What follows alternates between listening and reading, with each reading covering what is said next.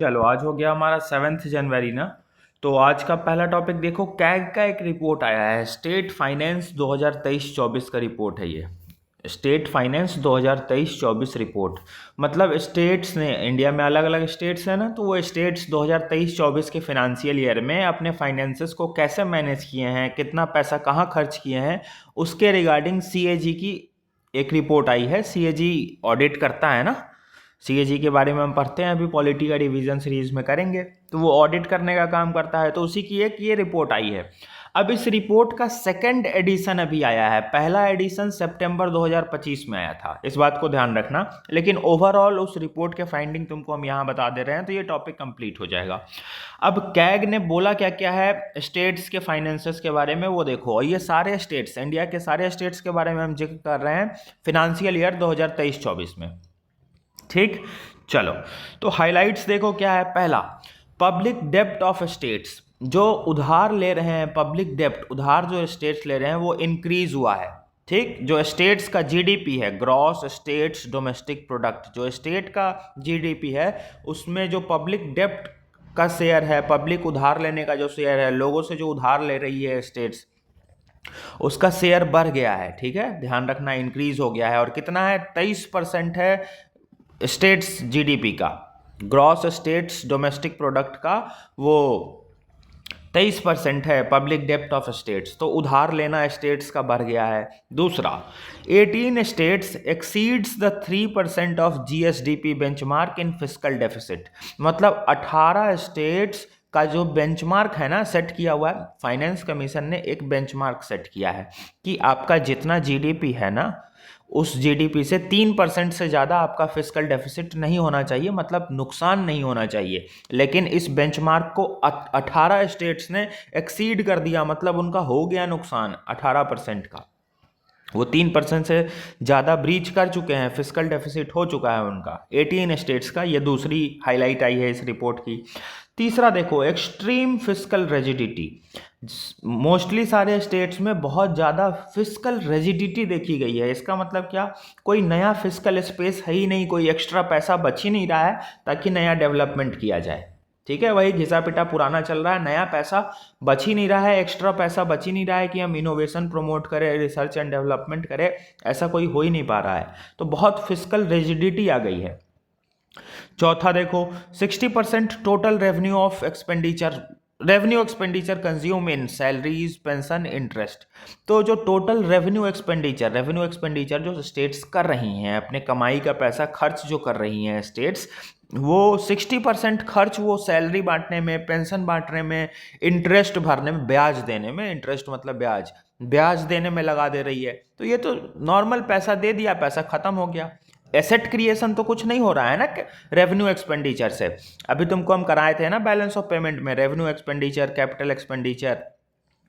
तो जो normal current account, capital account वाला, तो जो नॉर्मल एक्सपेंडिचर होता है वो हम गए 5 रुपए का कुरकुरे खरीद कर ले आए। तो 5 रुपए का कुरकुरे खरीद लेने से कोई एसेट मेरा थोड़ी क्रिएट हुआ। हम किसी को सैलरी दे देंगे तो उससे मेरा कुछ एसेट थोड़ी बना, वो तो पैसा चला गया मेरा। तो 60% स्टेट्स की जो रेवेन्यू एक्सपेंडिचर है वो सैलरीज बांटने में, पेंशन बांटने में, ब्याज देने में, इंटरेस्ट भरने में जा रहा है। कोई कैपिटल एक्सपेंडिचर नहीं हो रहा है, सॉरी।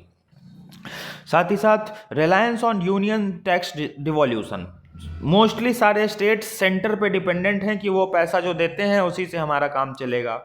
छठा देखो, लो कैपेक्स। कैपेक्स का फुल फॉर्म होता है कैपिटल एक्सपेंडिचर। तो स्टेट्स की कैपिटल एक्सपेंडिचर बहुत कम हो गई है, जो तुमको हम चौथे पॉइंट में बताए हैं कि देखो ना, आधा से ज़्यादा पैसा तो ये रेवेन्यू एक्सपेंडिचर में, सैलरी पेंशन इंटरेस्ट बांटने में कर रहा है। तो कैपिटल एक्सपेंडिचर कहाँ से कर रहे होंगे स्टेट्स?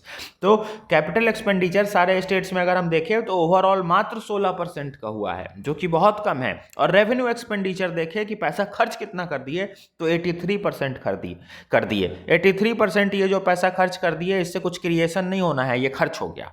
16% जो मात्र कैपिटल क्रिएशन हम किए हैं, कैपिटल एक्सपेंडिचर किए हैं, उससे कुछ रिटर्न आ सकता है। तो ये कैपिटल एक्सपेंडिचर बहुत ज़्यादा डिक्लाइन कर गया है स्टेट्स में। फिर से जैसे कि कुछ और एग्जांपल देखो, पंजाब और आंध्र प्रदेश ऐसे कुछ स्टेट्स हैं जो कि उधार ले लेकर अपना डेली एक्सपेंडिचर चला रहे हैं। डेब्ट इज बीइंग यूज्ड टू पे फॉर डेली एक्सपेंडिचर, उनको अपना डेली खर्चा चलाने के लिए उधार के पैसे से चलाना पड़ रहा है, पंजाब और आंध्र प्रदेश का। तो ये जो फिस्कल सिनेरियो है स्टेट्स का, ये बड़ा गड़बड़ है। ये कैग की रिपोर्ट बता रही है, लेटेस्ट जो 2023-24 की रिपोर्ट अभी आई है। और जब हम पॉलिटी में एक चैप्टर पढ़ेंगे फिस्कल फेडरलिज्म, उसको यहाँ पे हम लिंक करेंगे पॉलिटी के स्टैटिक टॉपिक में, अभी जो हम रिवीजन कर रहे हैं। तो ये बड़ा एक इम्पैक्ट डालेगा ओवरऑल स्टेट्स के परफॉर्मेंस पे, इकोनॉमिक ग्रोथ पे, विकसित भारत के ये जो हमारा गोल है उसमें। तो ये ध्यान रखना कि ये रिपोर्ट्स की फाइंडिंग्स है, प्रीलिम्स में भी पूछ सकते हैं और ये मेंस में हम यूज़ करेंगे ही करेंगे कैग के रेफरेंस से कि कैपिटल एक्सपेंडिचर बहुत कम हो रहा है, स्टेट्स का उधार बहुत बढ़ रहा है, 18 स्टेट्स अपना फिस्कल डेफिसिट क्रॉस कर चुके हैं। अब एकदम नंबर याद रखने की जरूरत नहीं है, लेकिन ये तो याद रहेगा ना कि स्टेट्स बहुत कम कैपिटल एक्सपेंडिचर कर रहे हैं, मात्र 15-16% कर रहे हैं। 18 स्टेट्स अपना फिस्कल डेफिसिट का जो उसका क्राइटेरिया बेंचमार्क था उसको क्रॉस कर चुका है, मतलब ज़्यादा कर दिया है फिस्कल डेफिसिट। स्टेट्स उधार ज़्यादा ले रही है, ये तो ध्यान रहेगा ना। ये ध्यान रहेगा ना कि स्टेट्स सेंटर के ही फंड पे, यूनियन के टैक्स डिवोल्यूशन क्राइटेरिया पे डिपेंडेंट है, उनका कुछ सेल्फ रिलायंट बचा ही नहीं है। ये तो याद रहेगा ना। फिस्कल रिजिडिटी बहुत ज़्यादा बढ़ गई है स्टेट्स में, मतलब पैसा एक्स्ट्रा बच ही नहीं रहा है ताकि कुछ नया डेवलपमेंट किया जाए, ये तो आराम से ध्यान में रहेगा। पंजाब और आंध्र प्रदेश दो ऐसे स्टेट्स हैं जो उधार ले लेकर अपना डेली कमाई चला रहे हैं। तो याद हो गया, परसेंटेज भले हमको याद ना रहे लेकिन कहानी तो याद हो गई ना। तो इसको मेंस में यूज करेंगे कैग के रेफरेंस से पॉइंट बना कर, ठीक। अब कैग की रिकमेंडेशन क्या है, ये तो रिपोर्ट दे दिया। अब कैग ने बोला क्या है कि इसको ठीक कैसे किया जाए। तो ठीक करने के लिए ज़्यादा कुछ नहीं बोला है, एक ही लाइन बोला है, harmonisation of object heads across union and centre. मतलब यूनियन और सेंटर में जो पैसे का डिस्ट्रीब्यूशन हो रहा है, यूनियन और स्टेट्स में जो पैसे का डिस्ट्रीब्यूशन हो रहा है, पैसे वो खर्च कैसे करेंगे, उनके बीच एक हार्मोनी लाई जाए। और इसको अभी डिटेल में करने की ज़रूरत नहीं है, क्योंकि कैग ने ये भी बोल दिया है कि हम इसको अडॉप्ट करेंगे 2027-28 के फिनेंशियल ईयर से, ठीक। चलो, दूसरा इसका ज्ञान बयाना, ये क्या है। तो ये एक डिवोशनल डांस है। ज्ञान मतलब सिंगर हो गया, बयाना मतलब ड्रमर हो गया जो ड्रम बजाता है। कहाँ का डिवोशनल डांस है, आसाम का है। इसको परफॉर्म कौन करते हैं, तो एक शंकर देव थे, उनके जितने शिष्य हैं, डिसिपल्स हैं, वो इस डिवोशनल डांस को परफॉर्म करते हैं। इसका पूरा नाम मयामरा ज्ञान बयाना है, ज्ञान बयान जो भी है पढ़ लेना इसका, ठीक। तो ये पूरा नाम है। इसका ओरिजिन कहाँ से हुआ है, तो श्री और अनिरुद्ध देवा, हाँ, श्री अनिरुद्ध देवा ने इसका ओरिजिन किया था। और 1553 से 1626 के बीच इनकी लाइफ स्पैन थी अनिरुद्ध देवा की। और मयामरा सत्र के भी फाउंडर यही अनिरुद्ध देवा थे, ठीक। तो ये कुछ नहीं, ये फैक्ट है, इसमें मैं तुमको क्या समझाऊं, ये बस नाम ध्यान रख लेना, मयामरा ज्ञान बयाना। इसके फाउंडर कौन है, श्री अनिरुद्ध देवा। और इसको परफॉर्म कौन करता है, तो शंकर देव के शिष्य, डिसिपल्स ऑफ शंकर देव इसको परफॉर्म करते हैं। डिवोशनल डांस है, आसाम का है। ज्ञान मतलब सिंगर और बयान मतलब ड्रमर। और दो टर्म और है, ओजा। ओजा हम आसाम भाषा में कुछ कहते हैं। ओजा का मतलब होता है जो लीड सिंगर होता है ना। इस ज्ञान बयाना में 8 लोग 10 लोग मिलकर गाना भी गाते हैं, बॉडी मूवमेंट से भी वो डांस भी शो करते हैं, और ड्रमर ड्रम भी बजाता है। तो जो मेन सिंगर होगा उस 10 लोगों के ग्रुप में, जो आगे आगे गाता है, उसको ओजा बोलते हैं। और पालीज उनके सबऑर्डिनेट सिंगर होते हैं, ये ध्यान रखना। इसमें 8 मठ, 8 घट्स और 8 ताल्स होते हैं, ये ध्यान रखना बस। क्योंकि अभी यूनियन मिनिस्ट्री पोर्ट वाली जो है ना, वो उसको अटेंड करने गई है आसाम में, ये जो चल रहा है इस ज्ञान बयाना को, तो पूछ सकता है यूपीएससी। तीसरा, इंडियाज एविएशन सेफ्टी गवर्नेंस। देखो, एविएशन मतलब एरोप्लेन वाली इंडस्ट्री जो है ना, उसकी बात कर रहे हैं। अहमदाबाद फ्लाइट क्रैश हुआ था, उसके बाद हम ये टॉपिक डिटेल में किए थे, लेकिन चलो फिर से कर लेते हैं।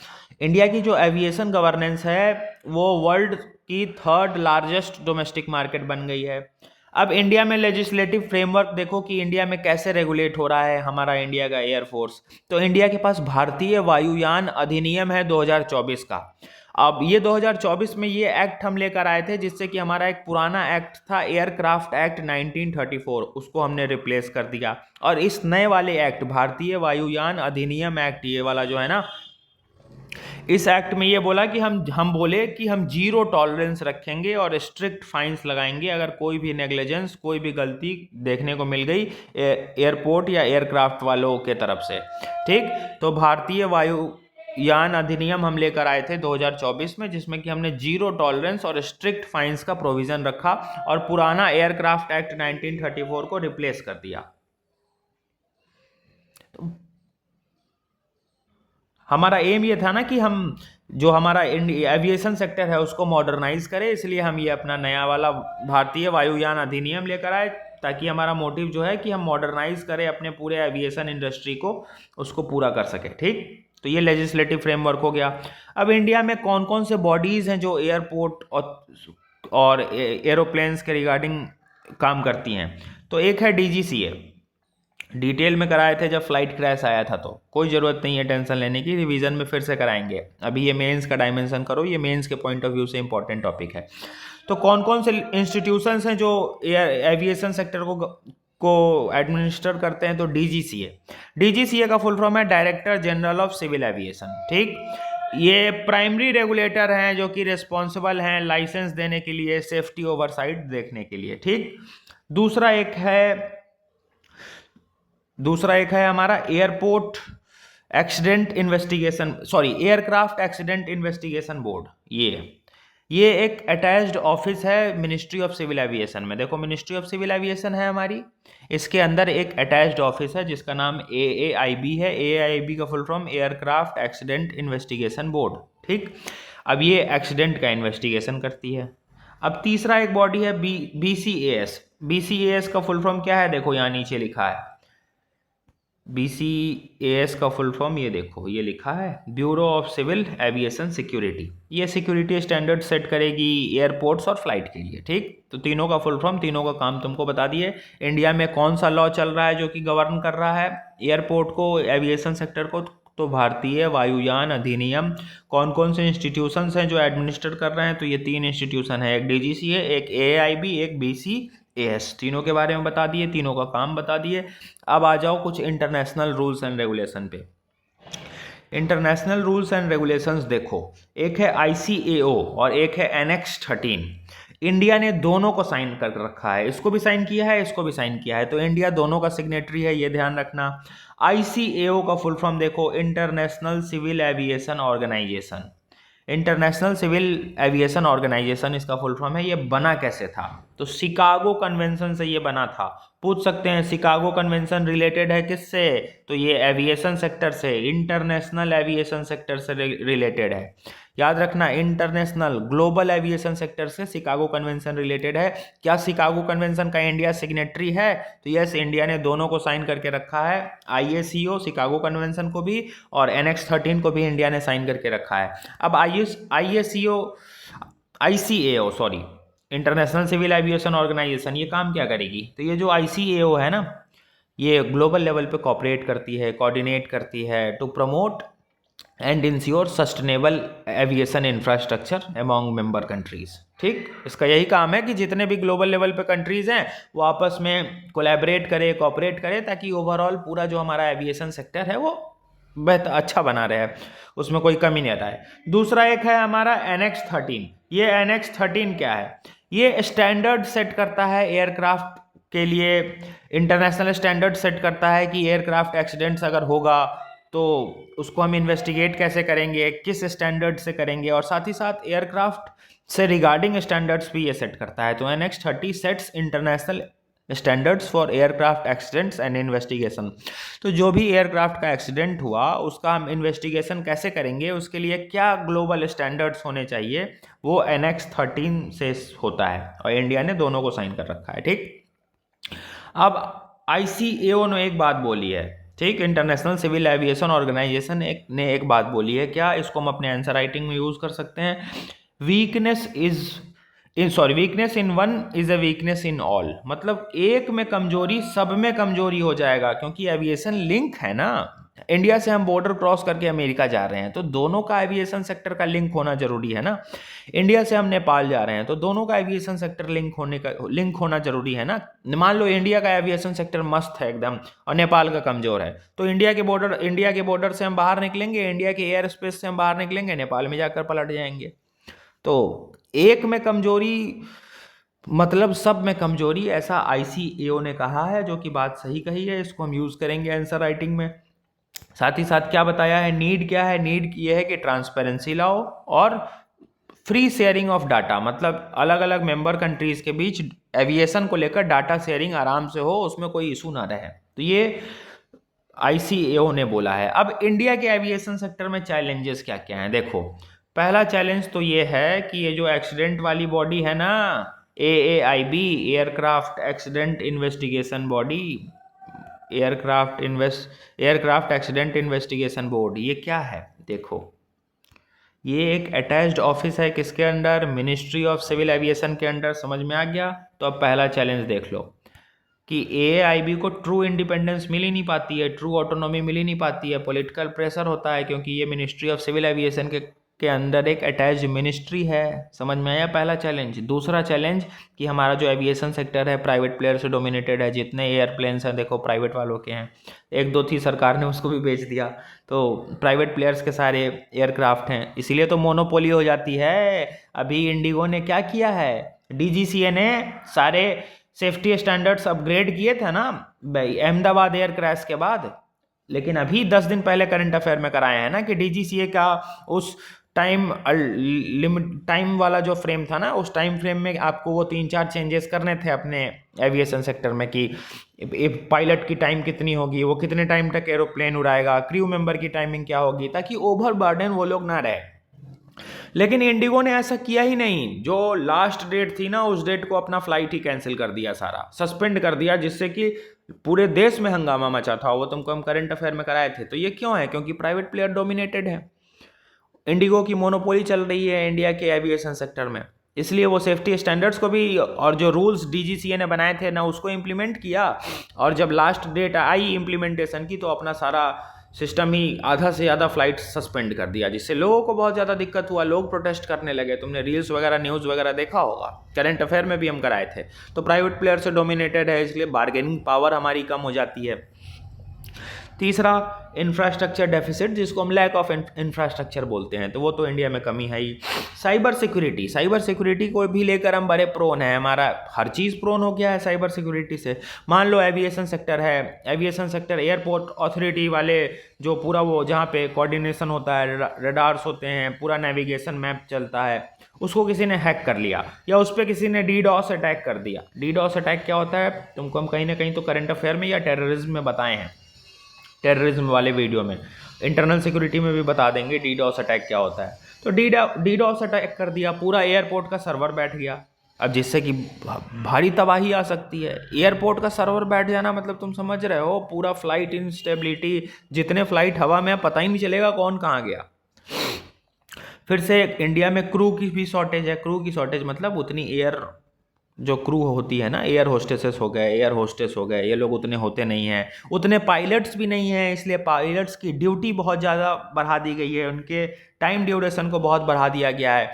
लगातार वो 12-12 घंटा 16-16 घंटा फ्लाइट उड़ाते रहते हैं, जो कि बेसिक ह्यूमन राइट्स का भी उनके वायलेशन है। तो हम एक्सपैंड बहुत तेज़ी से कर रहे हैं, हमारी एयरक्राफ्ट बहुत बढ़ रही है, लेकिन हमारे पास मैन पावर की शॉर्टेज है, हमारे पास आदमी ही नहीं है, पायलट ही नहीं है, क्रू मेंबर्स ही नहीं है, ठीक। और इससे ओवर बर्डन हो रहे हैं वो, तो ओवर बर्डन के कारण एक्सीडेंट्स होने के चांसेस बढ़ जाते हैं। और टेक्निकल एक्सपर्टीज़ की भी लैकिंग है। कैसे, देखो ये टेक्निकल एक्सपर्टीज़ की भी लैकिंग है, हमारे इंडियन एविएशन सेक्टर में कमी है अभी भी टेक्निकल एक्सपर्टीज़ की। जैसे कि एक कोड होता है DFDR डाटा, DFDR डाटा एक कोड होता है एविएशन सेक्टर में, क्या होता है जानने की जरूरत नहीं है, बस DFDR डाटा समझो, एक कोड होता है एविएशन सेक्टर में। इसको हम डिकोड ही नहीं कर पाते हैं बिना फॉरेन असिस्टेंस के, हमको NISB का असिस्टेंस लेना पड़ता है, जो कि एक फॉरेन एंटिटी है, इसके मदद से हम इसको डिकोड कर पाते हैं। हम सेल्फ रिलायंट होकर अभी DFDR को डिकोड नहीं कर पा रहे हैं, तो टेक्निकल एक्सपर्टीज़ की कमी है। एग्जाम्पल ये लिखना, ठीक है, तुम्हारी बात ये ऑथेंटिकेट हो जाएगी। अब इसका सॉल्यूशन बता दो, तो सॉल्यूशन यही है कि AAIB को पूरा ऑटोनॉमी दो, वो जो एयरपोर्ट एक्सीडेंट इन्वेस्टिगेशन बोर्ड है ना उसको फुल ऑटोनॉमी दो, पॉलिटिकल प्रेशर उस पर ना आए, एक इंडिपेंडेंट सेफ्टी बोर्ड्स बनाओ, सेफ्टी ऑडिट्स करते रहो, फ्लाइट का मेंटेनेंस चेक करते रहो, साइबर सिक्योरिटी इन्हेंस करो, साइबर सस्टेनेबिलिटी इंश्योर करो, क्रू शॉर्टेज जो है उनको एड्रेस करो और अकाउंटेबिलिटी इंश्योर करो। ये इसका वे फॉरवर्ड। अब एक कंक्लूजन भी बड़ा मस्त देख लो, credibility is not choice, it is bedrock of safety. Credibility हमारा चॉइस नहीं है, ये सेफ्टी का एक पिलर है, बेडरॉक है सेफ्टी का, कि हम क्रेडिबल हैं, मेरी बात क्रेडिबल है, हम जो बोल रहे हैं आप उस पर भरोसा कीजिए कि हम आपको सुरक्षित यहाँ से वहाँ पहुँचाएंगे। इंडिया का जो एविएशन सेक्टर है वो सिर्फ टेक्नोलॉजिकल प्रोग्रेस की बात नहीं करता है, टेक्नोलॉजिकल प्रोग्रेस की हमको ज़रूरत नहीं है, सिर्फ हमको टेक्नोलॉजिकल प्रोग्रेस की ज़रूरत नहीं है। India's aviation sector is not just about technological progress. हमारा जो एविएशन सेक्टर है वो सिर्फ टेक्नोलॉजिकल प्रोग्रेस की ज़रूरत नहीं है, रैदर हमको ज़रूरत है कि हम अकाउंटेबिलिटी और जस्ट इकोसिस्टम लेकर आए। अकाउंटेबिलिटी मतलब हम अकाउंटेबल रहे कि मेरी जिम्मेदारी है आपको सुरक्षित लेकर जाना, हर चीज़ हम अच्छे से इंश्योर करें, और जस्ट इकोसिस्टम मतलब जस्टिसाइबल इकोसिस्टम लाए जहाँ सब कुछ फेयरनेस के साथ हो। तो इसको हम अपना कंक्लूजन में यूज़ कर सकते हैं। ठीक, चलो एक टॉपिक आ जाओ, right to disconnect, repeated topic है। इसको लेकर एक बिल इंट्रोड्यूस हुआ था 2025 के ये सितंबर अक्टूबर दिसंबर के टाइम लोकसभा में। तो ये राइट टू डिस्कनेक्ट है क्या? इसको तो हम पहले भी करंट अफेयर में किए हैं, ये न्यूज़ आता था बिल इंट्रोड्यूस होने से पहले भी। राइट टू डिस्कनेक्ट सीधा क्या है, मान लो हम ऑफिस गए, ऑफिस में मेरा वर्किंग आवर था 9 to 5, हमने मॉर्निंग 9 to इवनिंग 5 काम कर लिया। अब 9 to 5 काम करने के बाद भी जब हम घर आए तो रात के 7 बजे मेरा बॉस हमको फ़ोन करके बोल रहा है एक जूम सेशन अटेंड कर लो, एक एप्लीकेशन टाइप करके भेज दो। तो ये क्या है? मेरा जो वर्किंग आवर था उसके एक्स्ट्रा हम काम कर रहे हैं ना। तो राइट टू डिस्कनेक्ट बिल इसलिए लाया गया है ताकि प्रोटेक्ट किया जाए एम्प्लॉयज़ को from after hour work demand. जब मेरा 9 to 5 वाला जो घंटा था वो पूरा हो गया, उसके बाद जो आप हमसे वर्क की डिमांड कर रहे हैं हम वो नहीं करेंगे। इसके लिए राइट टू डिस्कनेक्ट बिल लाया जा रहा है ताकि एम्प्लॉय को प्रोटेक्ट किया जाए और हेल्दी वर्क लाइफ बाउंड्रीज को बैलेंस किया जाए, क्योंकि काम और जिंदगी दोनों को बैलेंस करना जरूरी है ना। घर में भी तो फैमिली है, सबकी रिस्पॉन्सिबिलिटी है, और घर में भी भेजने के बाद आप एम्प्लॉय से काम करवाओगे तब तो गड़बड़ हो जाएगा, वर्क लाइफ बैलेंस खराब होगा। तो उसी को बैलेंस करने के लिए ये राइट टू डिस्कनेक्ट बिल लाया गया है। फ्रांस 2017 में ही इस एक्ट को पास कर चुका है, राइट टू डिस्कनेक्ट एक्ट को अपने देश में ला चुका है। फ्रांस इसका पायोनियर है, ध्यान रखना। अब इसका सिग्निफिकेंस क्या होगा? तो वर्क लाइफ बैलेंस अच्छी होगी, डिजिटल डिटॉक्स हम हो जाएंगे। देखो आज के टाइम पे मोस्टली काम जो होते हैं वो डिजिटल प्लेटफॉर्म पे हो रहे हैं, कंप्यूटर इन सब पे हो रहे हैं। तो जब रेस्ट मिलेगा माइंड को एक बार काम करने के बाद, तो हम डिजिटली डिटॉक्स भी हो जाएंगे। हमारी आंखें जो चढ़ जाती है देखते देखते वो रिलैक्स हो जाएगी, माइंड रिलैक्स हो जाएगा, और जब हमारा मेंटल हेल्थ रिलैक्स रहेगा तो प्रोडक्टिविटी इन्हेंस हो जाएगी, प्रोडक्टिविटी राइज करेगी, एम्प्लॉयज़ का वेलबींग भी इंश्योर होगा, फिजिकल वेलबींग भी, मेंटल वेलबींग भी, और नॉन कम्युनिकेबल डिजीज डिक्लाइन होगा, हाइपरटेंशन, ब्लड प्रेशर ये सब जो बढ़ रहे हैं ये डिक्लाइन होगा, स्ट्रेस डिप्रेशन डिक्लाइन होगा, क्योंकि हम एम्प्लॉय का मेंटल और फिजिकल वेलबींग प्रमोट कर रहे हैं। ठीक, तो ये इसके फायदे होंगे। अब इसका चैलेंजेस क्या क्या होगा? चैलेंजेस ये होगा कि इस डिजिटल इरा में बाउंड्रीज बड़ा ब्लर हो गया है। वर्क फ्रॉम होम का कॉन्सेप्ट जब से आया है, ये ऑनलाइन जूम मीटिंग ये सब का जब से कॉन्सेप्ट आया है ना, तब से जो बॉस हैं, ओनर हैं, वो समझते हैं कि 24 घंटा उनके पास हैंड का एक्सेस हो गया है।